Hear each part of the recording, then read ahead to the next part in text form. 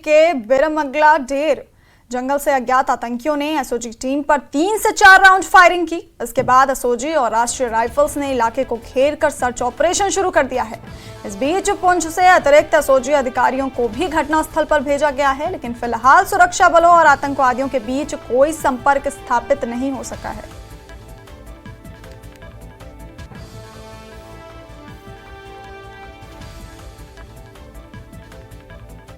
बांदीपोरा के अरहगाम के वन क्षेत्र में सुरक्षा बलों से आतंकियों के बीच मुठभेड़ में एक आतंकवादी ढेर हुआ है।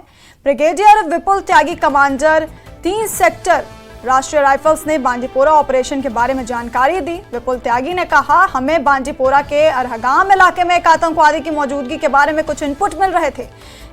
हमने इस इलाके को निगरानी में रखा था। 16 और 17 जून की रात को हमें इसके बारे में एक खुफिया इनपुट मिला। उस आधार पर हमने इलाके में सीआरपीएफ और जम्मू कश्मीर पुलिस के साथ मिलकर एक संयुक्त अभियान चलाया, जिसमें आतंकवादी उमर लोन मारा गया। वो 2018 से सक्रिय आतंकवादी था और ए श्रेणी का आतंकवादी था।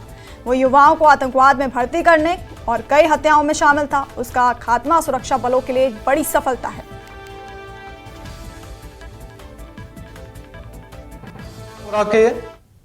अरागाम इलाके में हमें पिछले कुछ समय से टेररिस्ट की हरकत की खबरें मिल रही थीं। इस इलाके को हमने लगातार पैनी निगाह में रखा हुआ था। रात 16-17 जून को हमें एक स्पेसिफिक इंटेलिजेंस मिली, जिसके बेस पर Indian army, Jammu Kashmir police और सीआरपीएफ ने एक जॉइंट ऑपरेशन लॉन्च किया। इस ऑपरेशन के दौरान हमारी एक एम्बुश पार्टी को कुछ संदिग्ध हरकत दिखाई दी।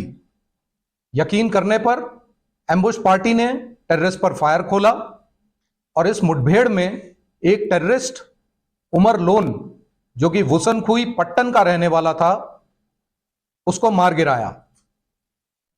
उमर लोन 2018 से एक्टिव एक कैटेगरी ए का टेररिस्ट था और वर्तमान समय में एलईटी और टीआरएफ से जुड़ा हुआ था।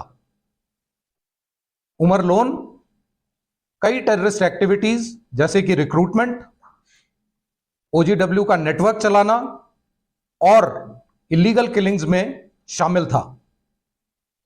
उमर लोन का एलिमिनेशन सिक्योरिटी फोर्सेस के लिए एक बड़ी कामयाबी है। पिछले कुछ हफ्तों में Indian army, Jammu Kashmir police और सीआरपीएफ ने हाई ऑपरेशनल मोमेंटम बनाया हुआ है, जिससे हमें कई कामयाबियां मिली हैं और कई पुराने टेररिस्ट को खात्मा किया गया है। इस कार्रवाई में हमें आवाम का भी भरपूर सहयोग मिला है और आने वाले समय में यह कार्रवाई इसी जोश के साथ बरकरार रखी जाएगी। धन्यवाद। जय हिंद।